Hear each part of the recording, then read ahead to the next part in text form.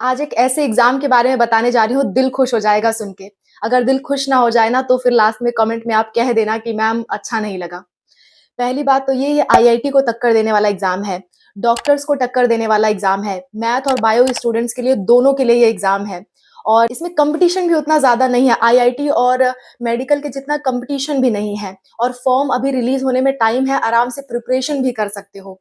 अगर आईआईटी की प्रिपरेशन कर रहे थे या कर रहे हो और नीट की प्रिपरेशन कर रहे थे या कर रहे हो, तो इस एग्ज़ाम को ज़रूर दो। मैं बता रही हूँ, बेस्ट एग्ज़ाम रहेगा आपके लिए।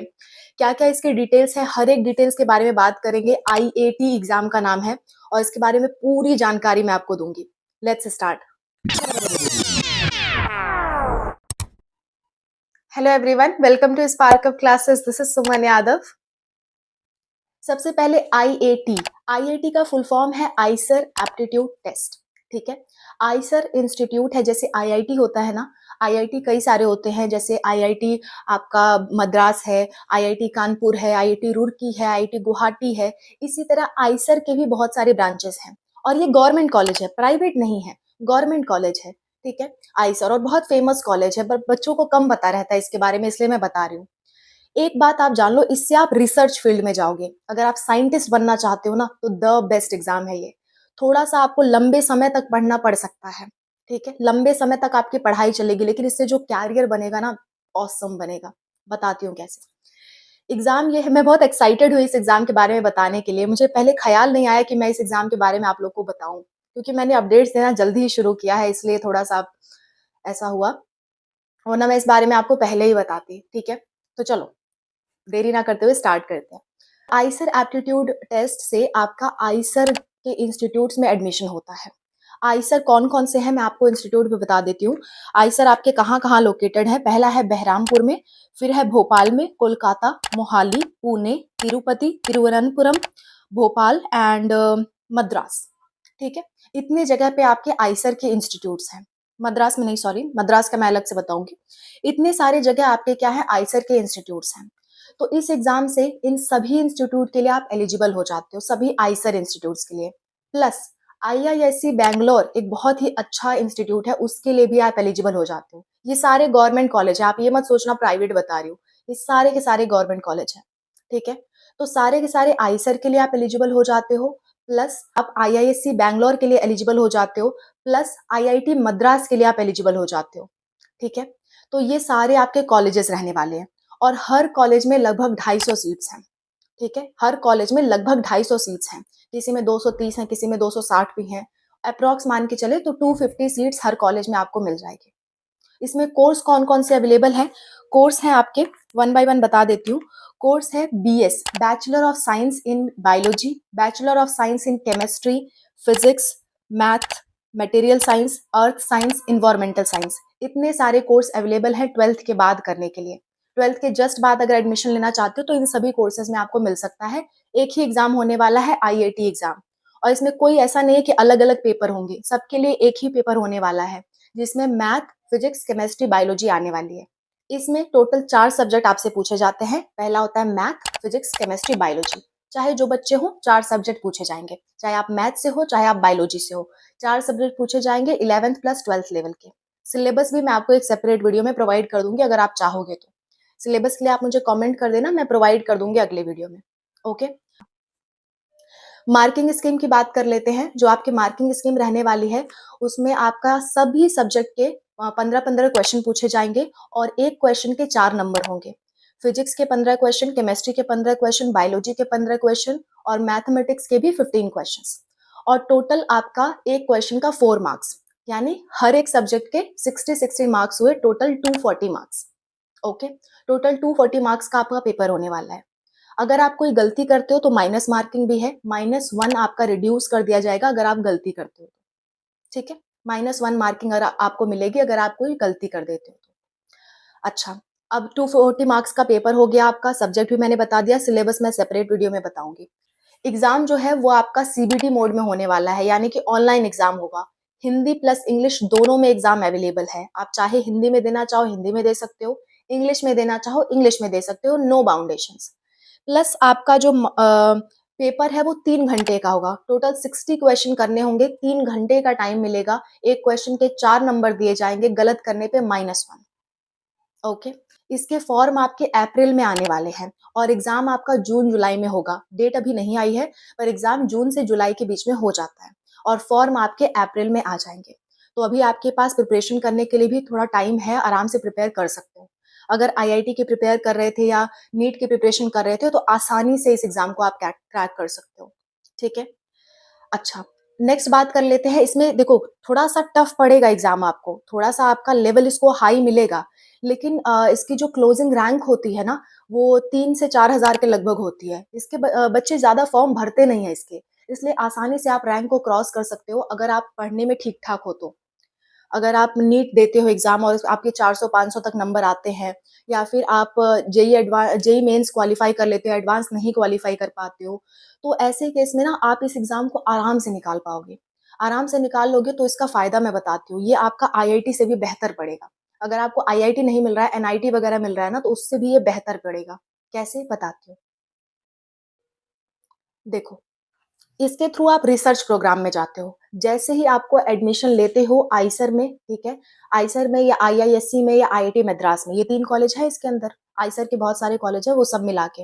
ये 3 तरह के कॉलेज हैं इसके अंदर।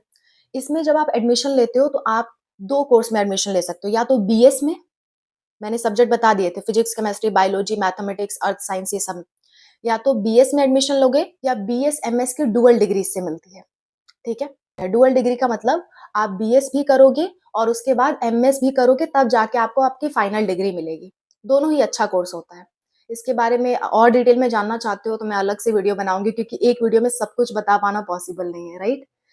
तो आपका जो बीएस का कोर्स होता है वो 4 साल का होता है और एमएस का कोर्स 2 साल का होता है। अगर आप चाहते हो डायरेक्ट बीएस एमएस साथ में करना तो 5 साल में आपका सब निपट जाएगा। ठीक है? 5 साल में बीएस एमएस की डुअल डिग्री आप प्राप्त कर सकते हो। अब बात करते हैं इसकी स्कॉलरशिप की और फीस की। देखो फीस की अगर मैं बात करूँ तो आइसर्स में आपका लगभग 1 लाख रुपए लग जाता है 1 साल का। 4 साल का कोर्स होता है, लगभग 1 लाख रुपए लग जाएगा। 1 लाख से थोड़ा कम, थोड़ा ज़्यादा हो सकता है, डिपेंड करता है अलग-अलग आइसर पे। कई सारे कॉलेजेस हैं ना, तो अलग-अलग में थोड़ा-थोड़ा अलग-अलग फीस होता है। लेकिन अच्छी बात तो ये है कि जो भी आइसर में एडमिशन लेता है, उसको स्कॉलरशिप दी जाती है और मिनिमम 60,000 की स्कॉलरशिप दी जाती है 1 साल में। ठीक है? तो आप पढ़ रहे हो, 1 लाख रुपए लग रहा है, प्लस आपको 60,000 तो स्कॉलरशिप ही मिल जाएँगी। ठीक है? 60,000 से 80,000 तक मिलती है। अगर आप आईआईएससी में एडमिशन पा जाते हो, आईआईएससी सबसे अच्छा माना जाएगा इसमें। आईआईएससी में एडमिशन पा जाते हो तो 80,000 तक सालाना मिलता है आपको, और क्या चाहिए? ठीक है? इतना आपको स्कॉलरशिप भी मिल जाती है और फीस आपकी 1 लाख लगती है साल की। यानी अगर देखा जाए फीस, तो आपकी 40,000 तक फीस लगेगी 1 साल की, नेट देखा जाए तो। स्कॉलरशिप काटने के बाद नेट 40,000 का आपका खर्चा लगेगा। ठीक है? अच्छा, अगली बात ये कि इसको कंप्लीट करने के बाद डायरेक्ट आपकी प्लेसमेंट लगती है और प्लेसमेंट आपकी मिनिमम 25,000 रुपए की लगेगी और मैक्सिमम आपकी 1 लाख तक की भी प्लेसमेंट लगी है आज तक। ठीक है? मैक्सिमम 1 से 1,10,000 तक की।